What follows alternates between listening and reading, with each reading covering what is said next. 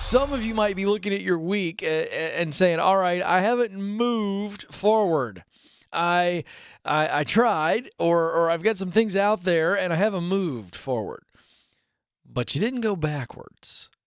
So don't forget, in this grand scheme, this path to purpose is a ultra marathon. So sometimes just staying on the path. You didn't go backwards, you didn't go forwards, but you're still where you were the week before or at the start of the week. That in and of itself can be progress because you didn't go backwards. Just remember that. It's very important to remember that. That even in those moments where you feel like you're not making the progress that you want to, the very fact that you're on the path and you're in a waiting season, or maybe you are in an investing season, so you are planting seeds, if you will. It reminds me of one of the most agonizing memories of my childhood and one of the most valuable memories of my childhood.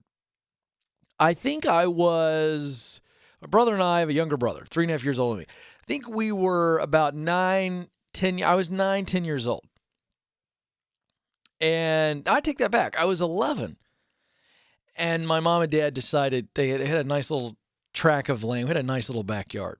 And so mom and dad decided, hey, we're going to do a garden this summer.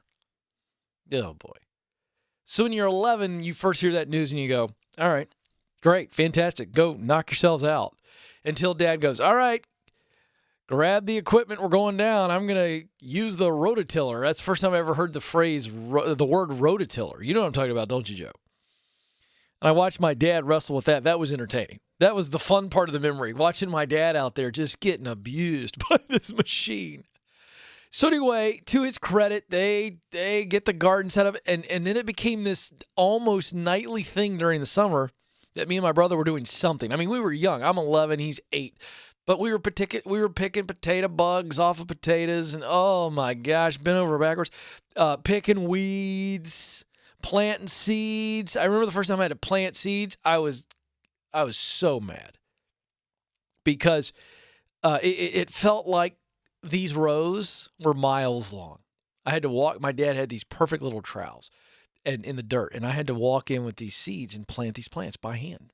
And he showed me how to do it. And at 11 years old, you can follow that instruction, drop the seeds in, there you go. Then he'd come back behind with a hoe and literally cover them up. Here's my point.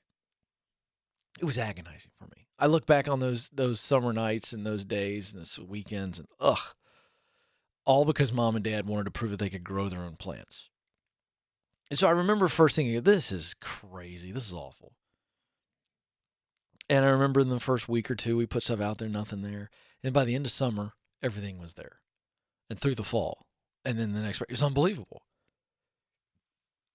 A year later, I remember looking at that garden going, man, this thing is taking off. And it is that memory that fuels me many times. And I want it to fuel you. What seeds did you plant this week? I know it was really hard, and it feels like a lot of effort. And when you first plant, you're like me as that 11-year-old looking at all that dirt that's just covered up the seeds, and you're staring at a bunch of dirt. And you know there's seeds under there, but you're going, I don't know if this is going anywhere. But the seeds will eventually mature. And then the harvest. There's something pretty cool about those memories. As we walk down there, Mom would say, hey, go down there and grab me 5 tomatoes and 6 ears of corn and some squash. And we'd go down there, and now that was fun for me. I had no problem with that. Sure, Mom. Go down there. Hey, you want me to get anything else? Because it was fun to see the finished product. The seed has turned into fruit, vegetables, something we can eat.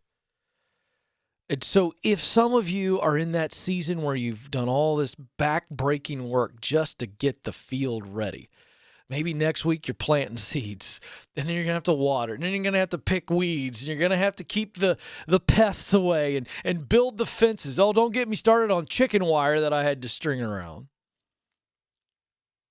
Think about it, all the things I just described.